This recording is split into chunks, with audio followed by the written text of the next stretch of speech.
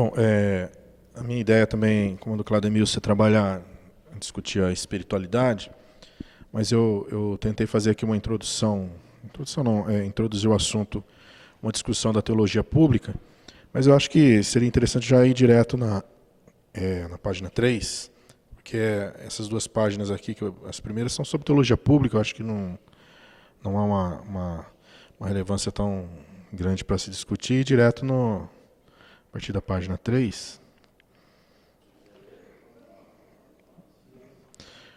Bom, então vou estar lendo aqui, não sei se muita coisa que já foi discutida. Eu para a questão ecológica, eu uso o verso, tá? O verso da folha aí. Então vamos lá. A espiritualidade antinômica, o eco do silêncio no tormento da existência. A citação aqui: tenho sede de viver e continuo vivendo apesar da lógica. Ivan Karamazov, que é um personagem de Dostoiévski.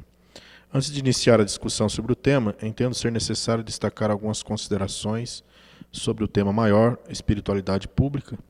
Tema esse que nasce aqui dessa discussão, né? A partir da reflexão de outro tema, teologia pública, da qual é possível considerar como ponto de partida para essa discussão. A conceituação, como em toda pesquisa, é fundamental para o segmento da proposta, isto é, para que se possa trilhar um caminho, se faz necessário saber aonde se quer chegar, de onde se está partindo e como caminhar. Por isso, o primeiro conceito a ser destacado é o público.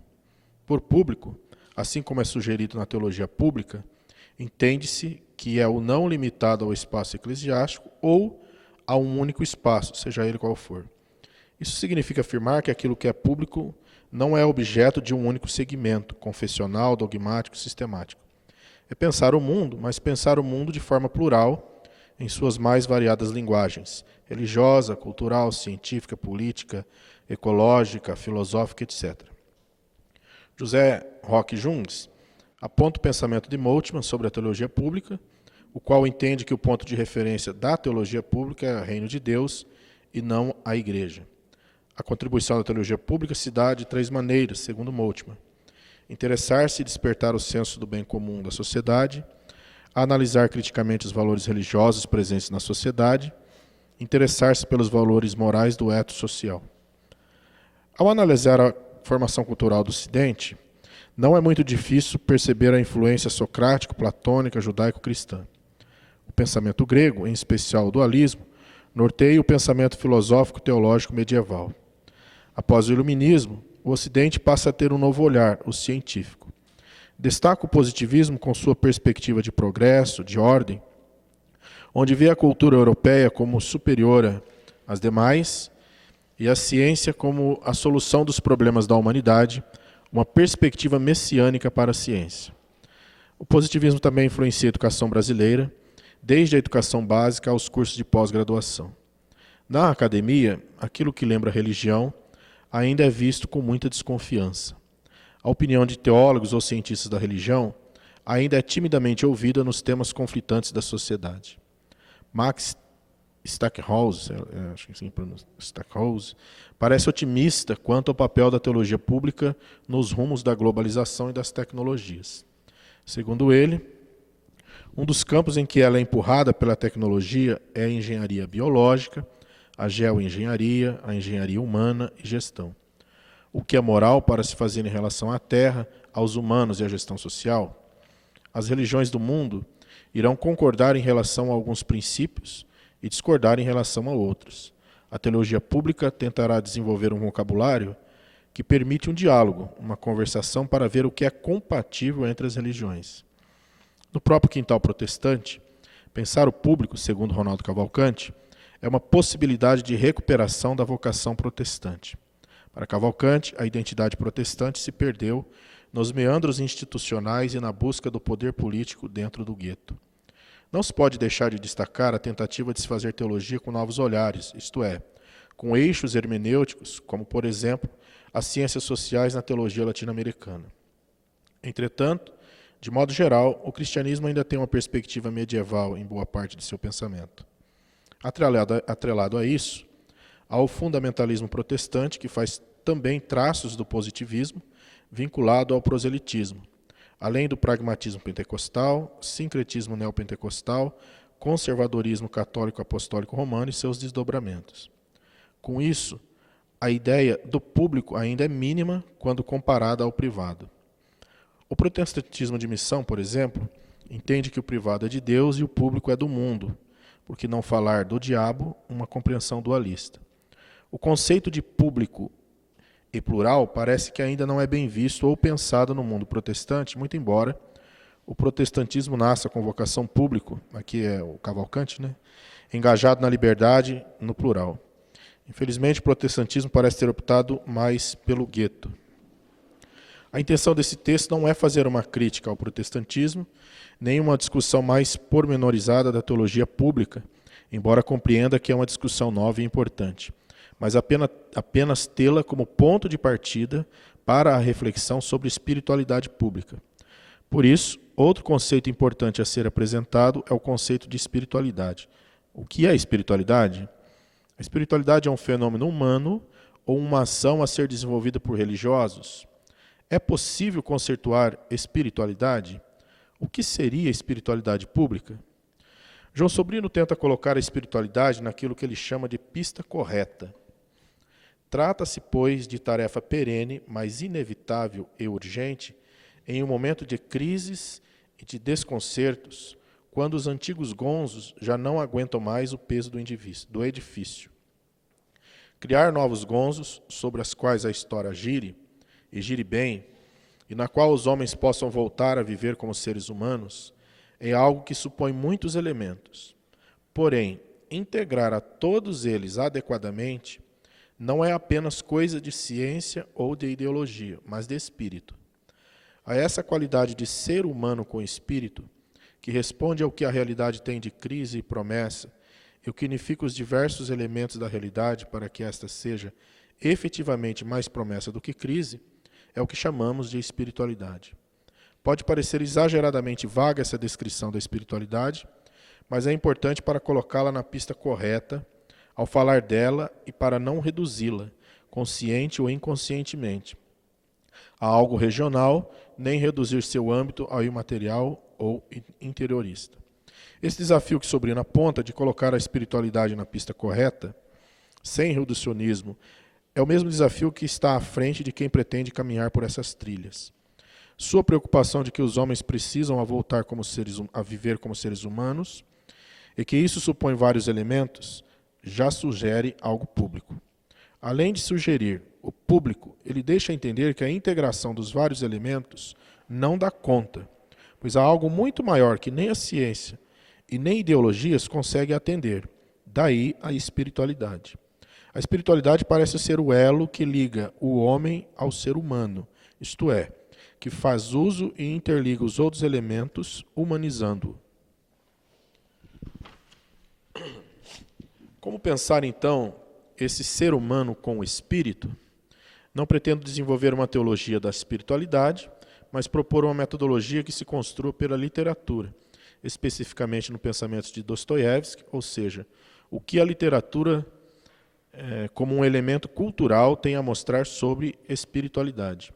Através de alguns críticos, da própria compreensão do ser humano de Dostoiévski e apontamentos do pensamento ortodoxo, com a tentativa de um olhar mais oriental. Espiritualidade antinômica. Uma questão importante para se pensar é possível definir o ser humano? Como pensar esse ser humano e sua espiritualidade? Para o ocidental, é muito difícil pensar fora de uma certa lógica, sem uma definição ou conceituação de fenômenos. Mas a mística ortodoxa, que é apofática, não se prende a nenhuma lógica conceitual.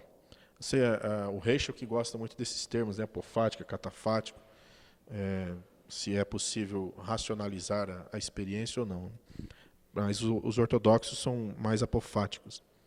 Para o ortodoxo, a linguagem evidentemente não fala de Deus, e a pessoa que tem a experiência de Deus não está preocupada em descrevê-la. A mística ortodoxa se coloca ao lado da razão como uma antinomia. Reichel destaca o mistério, que não é da ordem da lógica, mas da percepção. É o caso de Mishkin, personagem do livro O Idiota. Ao tentar descrevê-lo, simplesmente se chega à conclusão de que se trata de um epilético e idiota. Entretanto, a partir da leitura e da percepção, o que se vê em Michigan é mistério. Alguém que contagia com sua antinomia. Dostoiévski apresenta uma antropologia literária do homem inacabado. Ele é inacabado por ser um animal infinito, o qual, depois da queda, esse infinito é vivido como um inferno constante e só existe salvação ao atravessá-lo.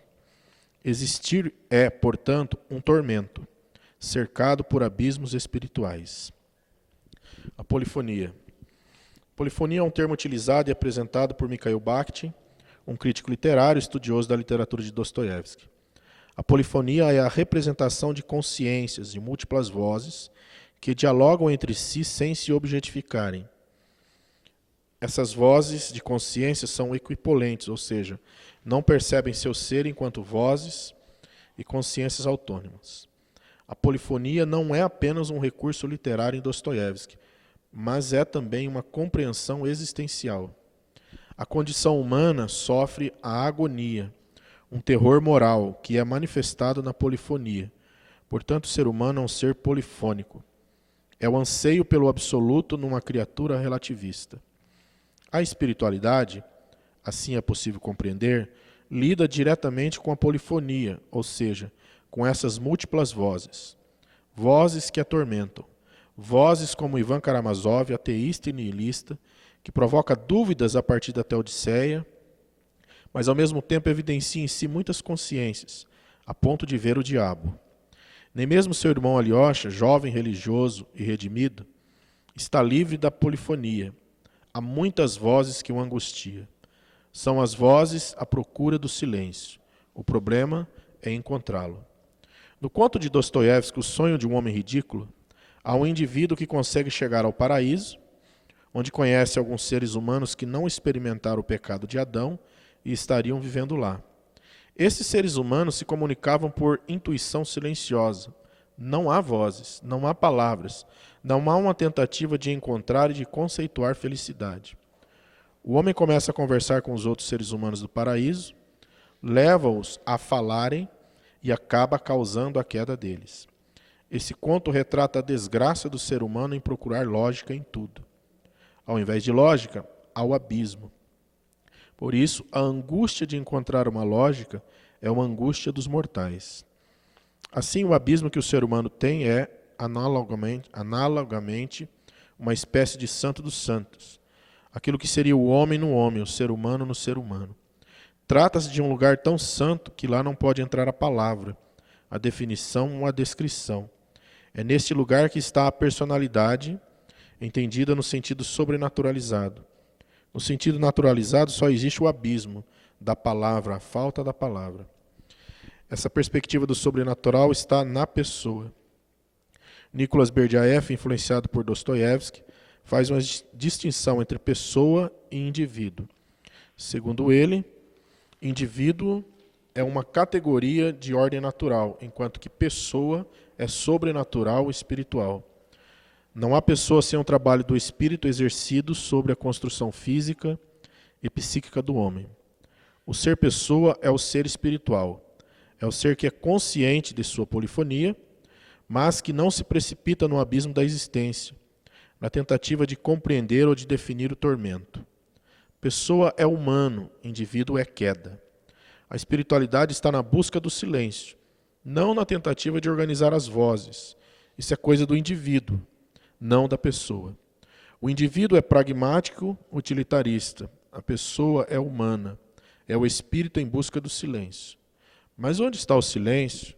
O que seria esse silêncio? A última parte não deu tempo de desenvolver, mas a ideia é trabalhar o eco do silêncio. Tem um texto de Dostoiévski chamado O Grande Inquisidor. Então, eu tentei escrever um parágrafo aqui.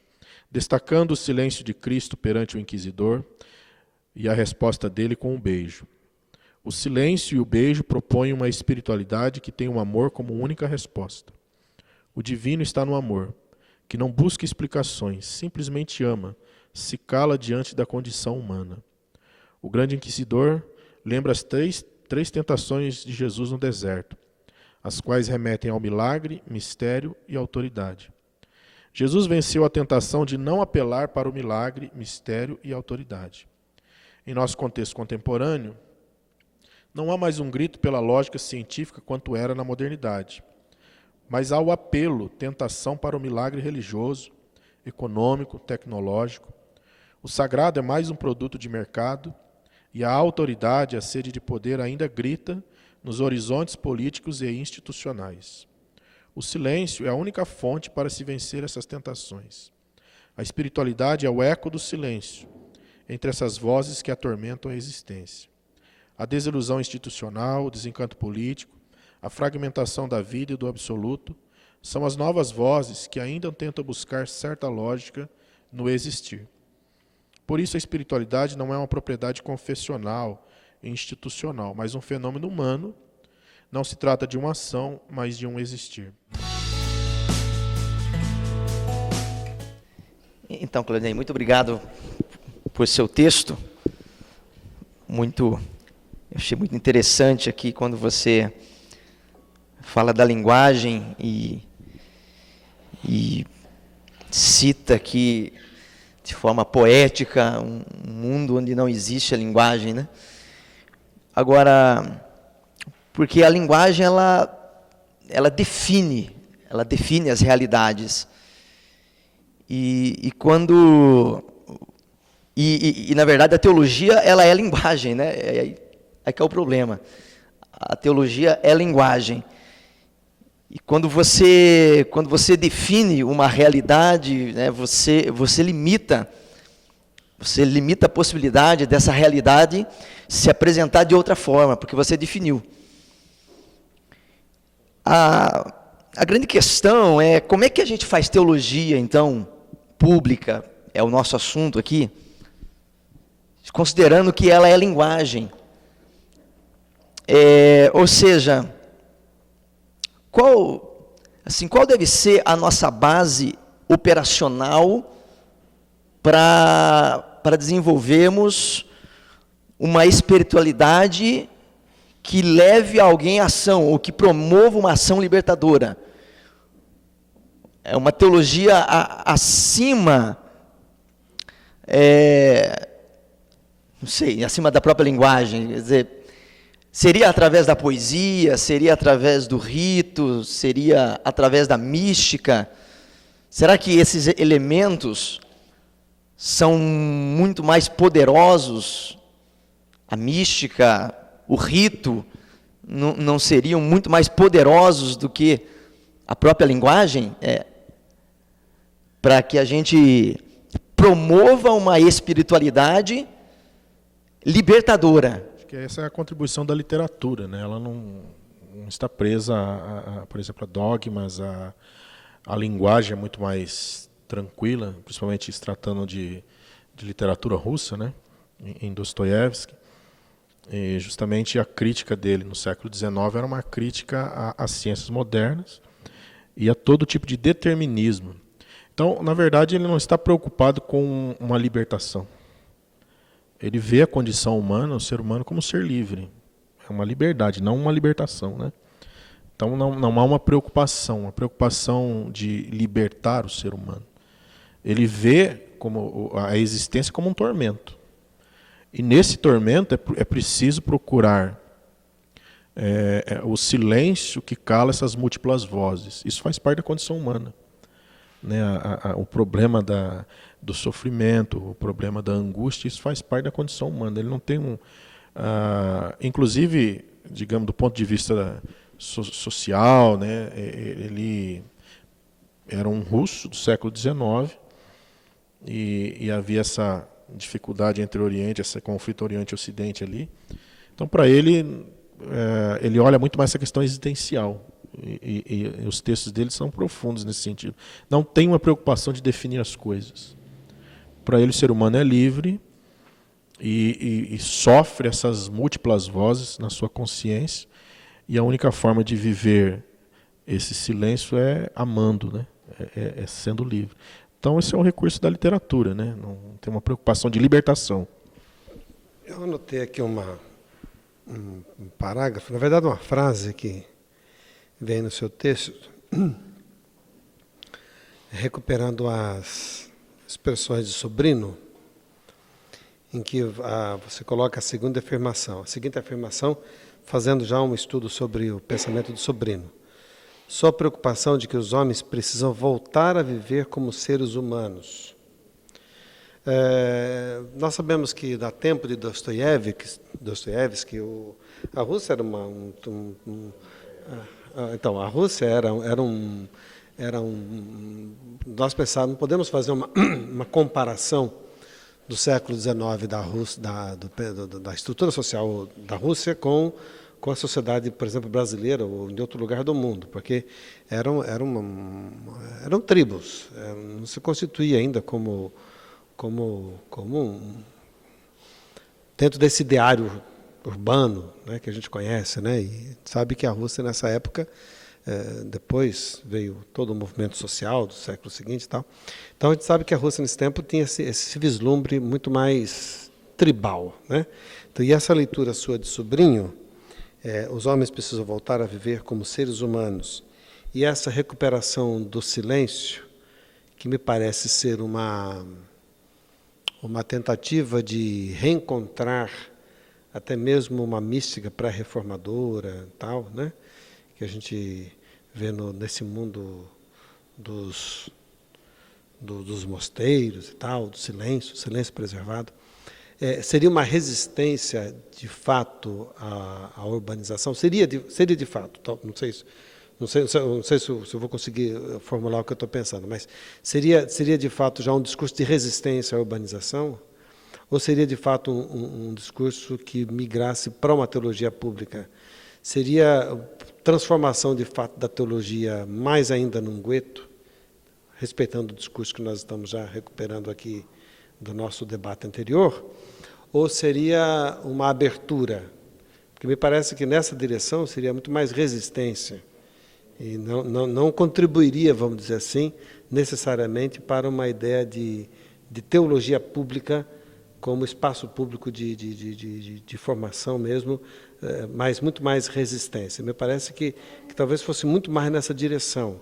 E aí a minha pergunta seria a seguinte: como fazer isso dentro de uma situação social em que você tem assim, um tribalismo muito presente? Como trabalhar isso nesse período que o tribalismo já, pelo menos em termos daquilo que a gente pode entender, embora está presente nas várias facções e subgrupos da sociedade, mas como entender isso num mundo tão plural e pós-moderno, se isso ainda continua sendo válido, se isso realmente é uma aspiração? Eu não sei se é uma pergunta, se é uma colocação, mas eu gostaria de saber se você pudesse reagir e comentar um pouco sobre isso. Por que esse silêncio, né? Qual a necessidade dele com relação à espiritualidade? Se for pegar o contexto de Dostoiévski, ele é quase um monástico, né? Vive na prisão. O contexto dele é mais de isolamento do que propriamente de relação pública, né? Mas, no entanto, ele também tem os seus contatos de um ambiente próprio, né? Eu fico tentando entender, né? Eu conheço pouco de Dostoiévski, né? Pouco do contexto, menos ainda do contexto, né? Da onde ele produz a sua literatura, mas eu tenho a impressão também de que a espiritualidade que ele produz não é só uma negação, ou não é uma espiritualidade contra, né, mas é uma espiritualidade da negação. Parece que tudo aqui é drama, parece que tudo é horrível, né? A igreja é ruim, o Estado é ruim, a nossa situação é ruim, e a única coisa a se fazer é se calar. Eu tenho a impressão de que é uma espiritualidade do silêncio nesse sentido. Parece que tudo o incomoda. Se é polifônico, essas vozes o incomodam. Na verdade, assim, o Dostoiévski no século XX, acho que é século XIX, né? Então, a gente tem que tentar entender um pouco o pensamento oriental, né? Na questão da mística. E também essas muitas vozes, se você... na verdade, assim, o Dostoiévski no século XX, acho que é século XIX, né? Então, a gente tem que tentar entender um pouco o pensamento oriental, né? Na questão da mística. E também essas muitas vozes, se você ler os textos dele, você vai ver esse irmão Karamazov que eu citei aqui, o Ivan, as famílias do texto, o idiota, vários textos dele, geralmente está assim, referindo-se à questão da culpa, o niilismo principalmente. O niilismo é muito forte nesse momento, Crime e Castigo e outros textos. Essas vozes são isso, niilismo, ateísmo, as ciências modernas que tentam explicar as coisas. Ele está vivendo esse momento e ele está olhando lá na frente. Ele tem um olhar bem à frente do seu tempo, né? Então, o silêncio para ele é muito mais de não tentar explicar a vida sobre, por exemplo, o olhar das ciências modernas, sobre o niilismo que quer tentar dar uma explicação, o ateísmo que quer tentar explicar de outra forma. Ele diz, gente, não adianta tentar explicar a vida, não adianta tentar explicar a condição humana. Diante disso a gente se cala. Não que ele não está, essa questão libertária dos conflitos sociais. Por exemplo, a Rússia do século XIX, ele viveu muito em São Petersburgo, né? Que era considerado um centro urbano, não era assim tão tribal dessa forma, para aquele contexto, né? É lógico que a Rússia sempre teve as suas dificuldades de relações, digamos assim, internacionais, né? Mas era um conflito entre modernizar a Rússia ou viver o conservadorismo eslavo. Era um conflito muito forte isso daí. Agora, ele fazia uma crítica ao próprio cristianismo. Então ele está dizendo, gente, não tem como explicar a vida. A ciência moderna não dá conta, o niilismo não dá conta, o ateísmo não dá conta, o cristianismo ortodoxo não dá conta, o catolicismo não dá conta, que ele era ferrenho inimigo do catolicismo também. E aí, então ele forma essa própria espiritualidade, né? Vamos dizer assim, e diz, olha, não dá conta de se definir a vida, né? Então eu me calo diante da condição humana. Eu não vejo isso como pessimismo. Eu vejo isso muito mais como alguém que diz, olha, isso daí não dá conta, né? Isso daí não resolve.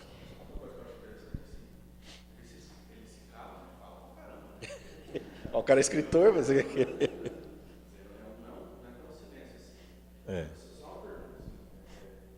da espiritualidade do Dostoiévski ou faz parte de um contexto da espiritualidade oriental? faz parte, ele é profundamente influenciado, ele é muito influenciado. Se você ler Irmãos Karamazov, você vai ver isso muito claro ali.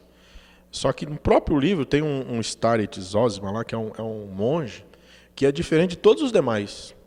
Todo mundo está preocupado com, digamos assim, com a forma, né? Com o dogma, com uma série de coisas, e o monge que influencia ali não está nem aí com esse negócio. Ele é alguém que diz, olha, para quem sabe viver, 1 minuto vale uma eternidade, né? Então ele luta justamente com isso. É uma espiritualidade de uma certa influência mística, mas não é toda o contexto oriental, mas é também muito dele nisso daí, né? Agora, assim, contribuições para os dias de hoje é difícil. Eu penso na questão não penso na utilidade da coisa, né? Mas eu acho que o silêncio da gente tentar explicar, por exemplo, o dogma, explicar os fragmentos que existem hoje, o mercado, tudo isso são vozes que não dão, talvez, significado, né? Na linha do Cladel Milson, sua preocupação de que os homens precisam voltar a viver como seres humanos e que isso supõe vários elementos. Já sugere algo público. Além de sugerir o público, ele deixa a entender que a integração dos vários elementos não dá conta, pois há algo muito maior que nem a ciência e nem ideologias conseguem atender. Daí a espiritualidade. Espiritualidade parece ser o elo que liga o homem ao ser humano, isto é, que faz uso e interliga os outros elementos, humanizando. No caso aqui, seria a espiritualidade um retorno à própria existência, né? E como você coloca mais para frente, que Dostoiévski tem uma interpretação de que nada dá conta, né? Nada dá conta de explicar as coisas, nem o dogma, nem o cristianismo, se nada dá conta, como é que nós podemos associar, então, essa angústia, né? Porque eu também tive a mesma impressão do Clademilson, essa angústia, esse discurso meio que pessimista, já que nada dá conta, o que estaria dando conta, então, de fato? Só o silêncio, né? A formaria é uma nova. Então, passando um pouco para Sobrino, será que essa espiritualidade dele que pode humanizar, já que os outros elementos, né, não dá resposta para ele, seria voltar a uma existência, uma direção espiritual de encontro consigo mesmo? Então ficou assim, para nós termos uma ideia do Sobrino com Dostoiévski, né, ficou assim meio que, né, encaixávamos um pouco com isso. Uma coisa é o silêncio. Eu fico quieto porque nada pode alterar isso, nada pode dar conta disso. Outra coisa é, como é que eu posso ter uma espiritualidade que vai voltar a me humanizar de novo?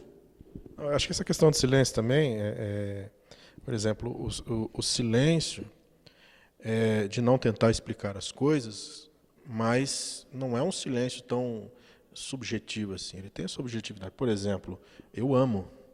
Para ele, o amor é o silêncio também.